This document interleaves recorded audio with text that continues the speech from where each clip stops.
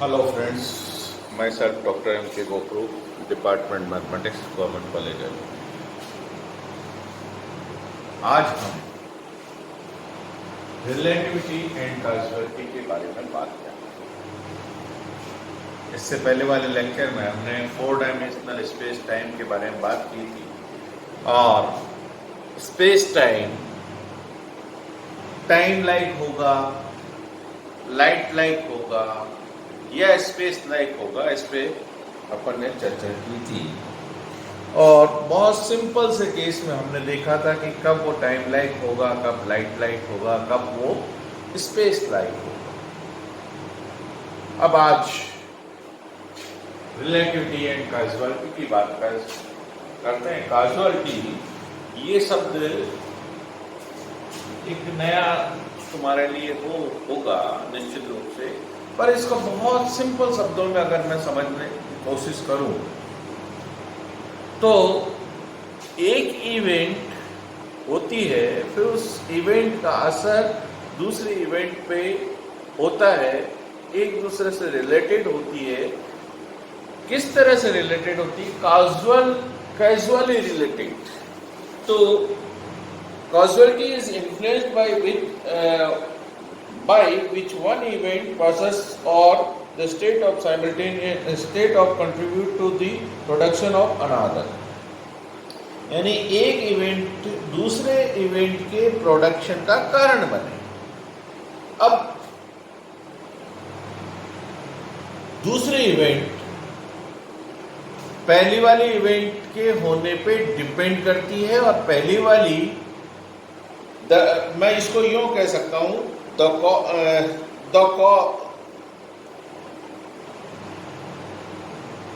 process of the state where the cause is partly responsible for the cause is responsible for the cause is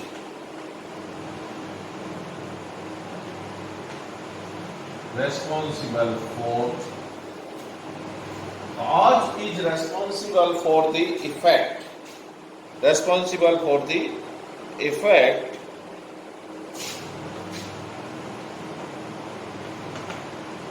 cause is responsible for the effect and effect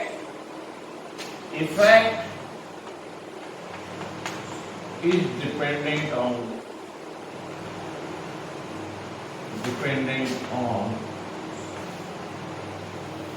cause। अब ये जो मैंने wordings बोली, ये wordings एक बार हम mathematically या यूं सोचे तो शायद थोड़ा सा अंदर उतरने में टाइम लगेगा, पर मैं एक दूसरी चीज लेता हूं। देखिए, बहुत सिंपल सा एग्जांपल लेता हूं। एक पिचकारी में पानी भरा हुआ है,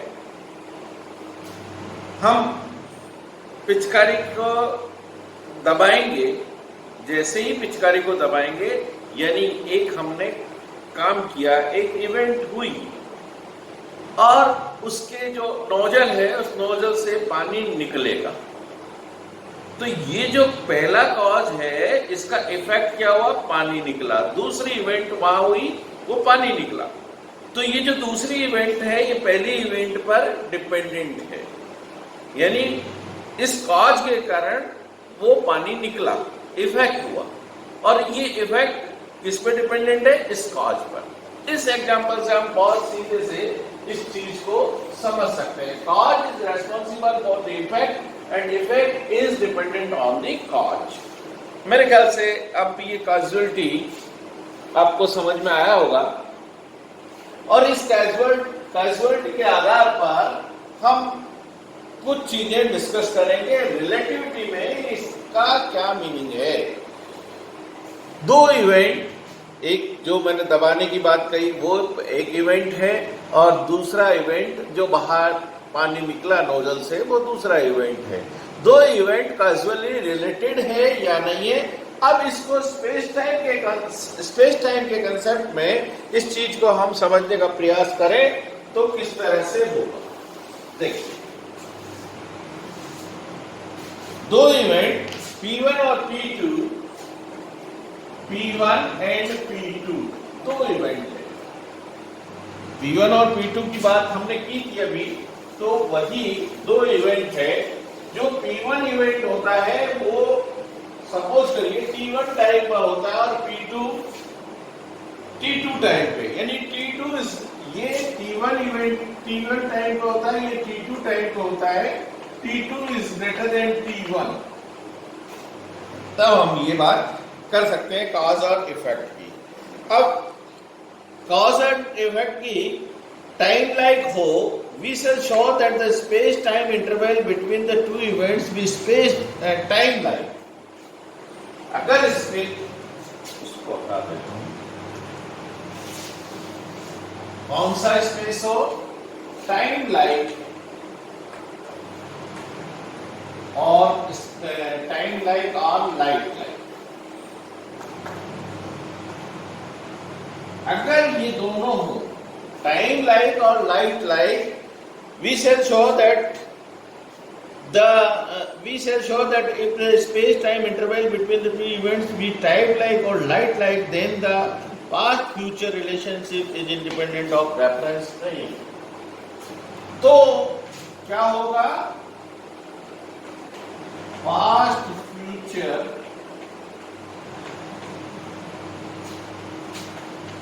relation is independent of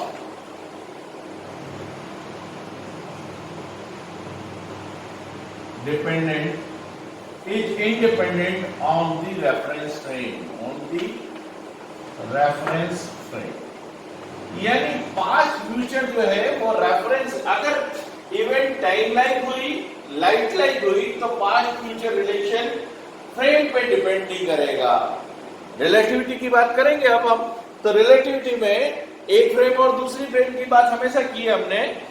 तो अगर दो इवेंट P1 और P2 जो दो इवेंट है वो अगर टाइम लाइक इवेंट हुई या लाइट लाइक हुई, टाइम लाइक के बारे में हम जानते हैं क्या होता है, एस कल लास्ट लेक्चर में किया था, S12 = T स्क्वायर C स्क्वायर माइनस एक्स स्क्वायर, सिंपल सी फ्रेम दिया था। टाइम लाइक का मतलब इज ग्रेटर देन 0 और लाइट लाइक का मतलब इक्वल टू 0। अगर ऐसी सिचुएशन है तो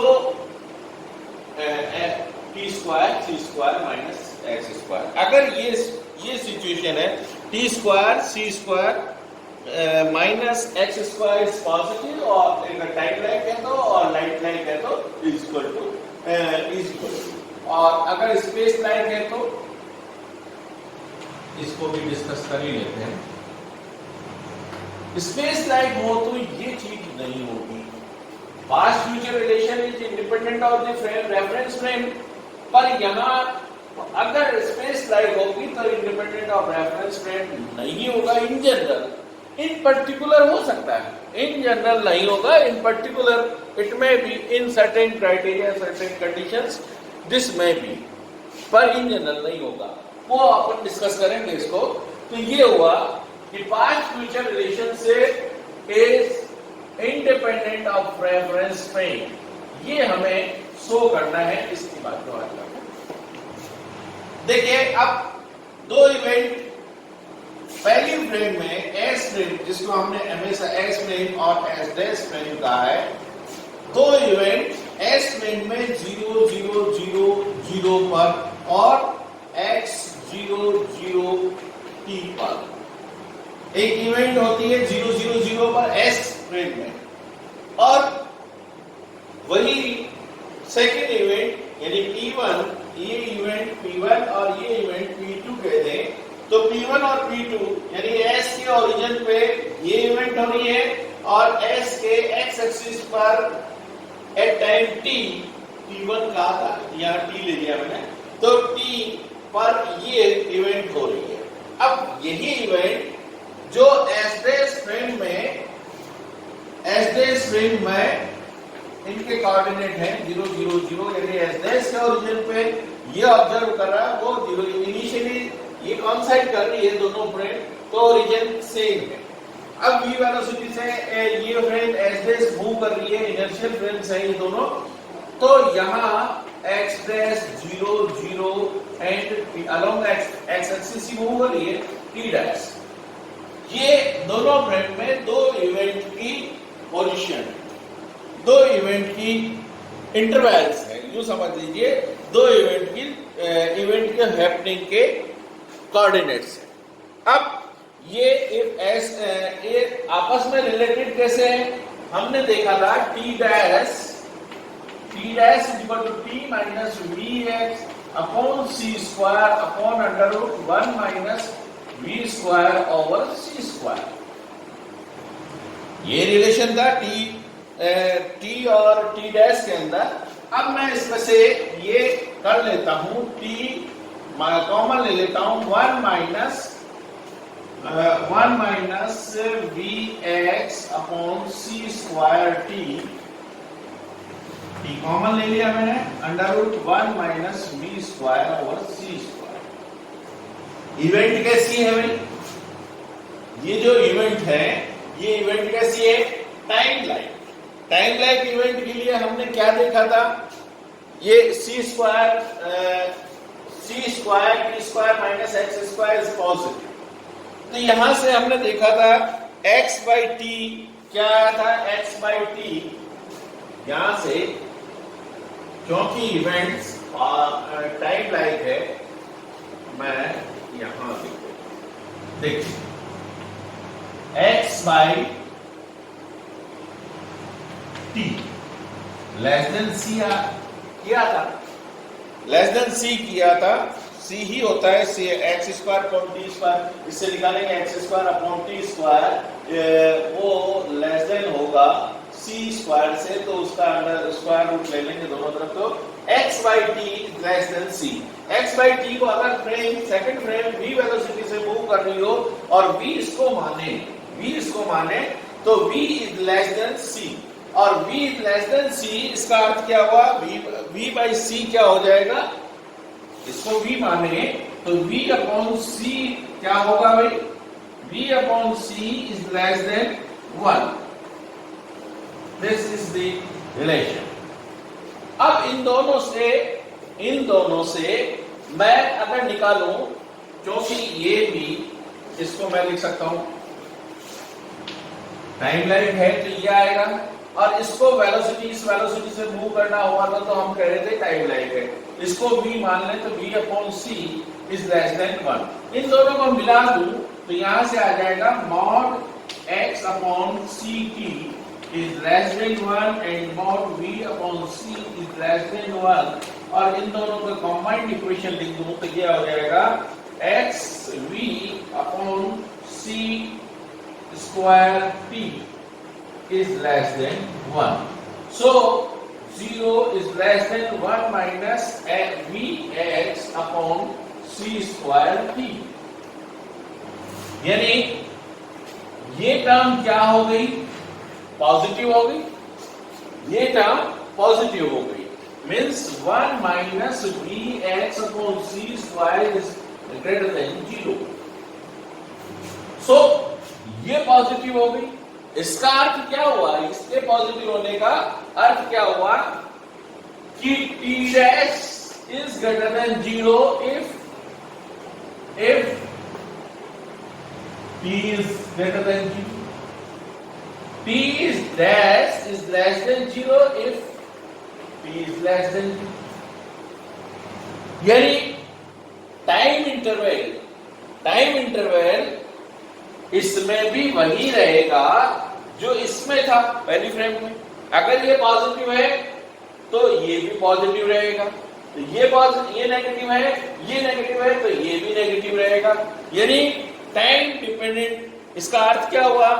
according as t is greater than और लेस देन, ये तो हो गया। इसका अर्थ क्या हुआ? टाइम लाइक है तो frame past and future relation, past और फ्यूचर रिलेशन वो इंडिपेंडेंट ऑफ रेफरेंस फ्रेम होगा। रेफरेंस फ्रेम चाहे हम ये पहली रेफरेंस फ्रेम रहे, पास्ट और फ्यूचर जो टाइम है P1 और P2 का, P1 पहले होती है, P2 बाद में होती है।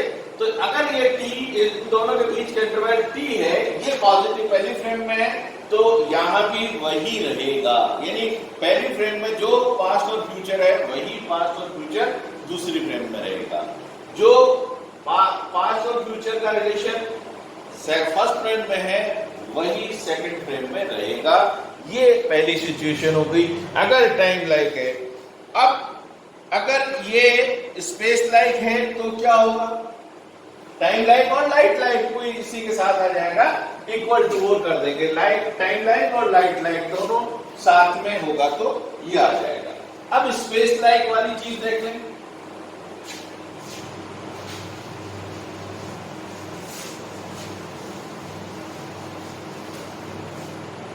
स्पेस लाइक में क्या हुआ था, सी स्क्वायर स्पेस लाइक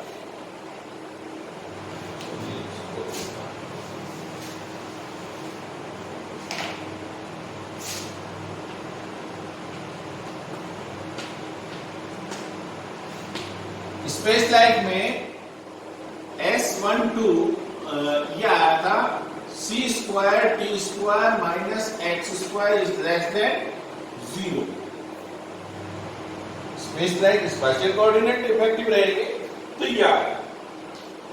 और यहां से हमने वेलोसिटी के बारे में बात की थी, सी स्क्वायर लेस देन 0 और v इक्वल टू v हमने निकाला था v equal to c square t upon x, c square t upon x. और ये कहा था कि velocity is less than c, ये दिखाया था। और इसी के आधार पर हम देखें x by T is greater than c, x by T यहां से देखें x by T greater than c। देख लीजिए एक सेकेंड, इसको C square T square is less than X square and C square is less than X square upon T square. So X by T is greater than X by T is greater than C. मैंने ये लिखा है X by T is greater than सी। सो ये relation था space like x by T. और velocity के लिए हमने क्या लिखा था, c से बड़ी x बाई टी c से बड़ी है। अब इसको मैं nc मान लू, x by t, let x by T is equal to nc, n is greater than 1, n is greater than, इसको मैं n, क्योंकि ये बड़ा है c से बड़ा है तो मैं इसको nc मान लू। और nc का मतलब c n 1 से बड़ा है, 1 से बड़ा है, तो उस स्थिति में ये क्या हो जाएगा, x by t equal to nc मान लिया। अब मैं इसके एक relation v by c, if v by, इसको वेलोसिटी हमने ये कहा था if v by c is less than 1 by n, अगर ये 1 बाई n है, v by c is less than 1 by n, तो उस केस में 1 माइनस वी एक्स, 1 माइनस, उस केस में 1 minus we x upon C square t, ये क्या हो जाएगा, 1 minus we x upon C square T is positive and ये पॉजिटिव हो जाएगा। देखिए x by t, v x दोनों को, और ये 1 बाई एन, तो 1 माइनस, इसमें सी इधर ले लें, x by T is greater than 1 और ये 1 बाई एन है, तो इस केस में ये आएगा 1 माइनस, यहां से 1 minus we x upon C square T is less than C and it is V. So ये रिलेशन आएगा, और ये रिलेशन का मतलब क्या हुआ, फिर ये पॉजिटिव आ गया, तो T dash depend upon T, यानी टी डैश, टी पॉजिटिव है तो टी डैश भी पॉजिटिव होगा, टी नेगेटिव है तो टी डैश भी नेगेटिव हुआ। तो यानी वही फिनोमेना हुआ जो उसमें हुआ। तो यानी इस पर्टिकुलर स्थिति में तो वही होगा टाइम लाइट और लाइट लाइट की जैसे।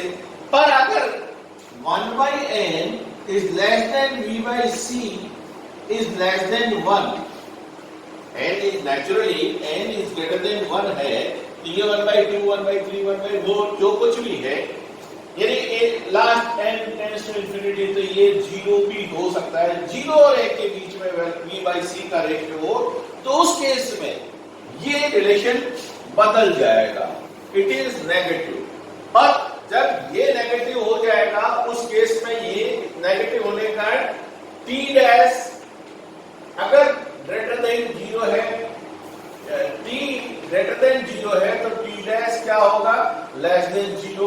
टी लेस देन जीरो है तो टी डैश क्या होगा, ग्रेटर देन जीरो, यानी रिवर्सल हो जाएगा। पास्ट और फ्यूचर आपस में बदल जाएंगे, और पास्ट और फ्यूचर बदलने का मतलब वो एक दूसरे के उल्टे हो जाएंगे, रेसिप्रोकल क्रिया हो जाएगी। तो इस तरह से रिलेटिविटी में रिलेटिविस्टिक कैजुअलिटी का, यानी दो इवेंट्स का कैजुअल इवेंट्स है, दो इवेंट्स कैजुअल होंगी कब, जब टाइम लाइन होगा, लाइट लाइन होगा। स्पेस लाइन के केस में ये एक पर्टिकुलर कंडीशन है जहां तो वो हो जाएगा, सेम रहेगा, अदरवाइज वो चीजें बदल जाएगी, पास्ट और फ्यूचर आपस में बदल जाएगा। तो ये तो हुआ रिलेटिविटी एंड कैजुअलिटी। नेक्स्ट खंड पर अपन नल कौन और उसके बाद बारे में पढ़ेंगे, पर नल कौन वगैरह को समझने के लिए चीजें यही काम आएगी। इसी तरह से करना होगा, हमें पास्ट और फ्यूचर का ध्यान रखना होगा। ठीक है, धन्यवाद।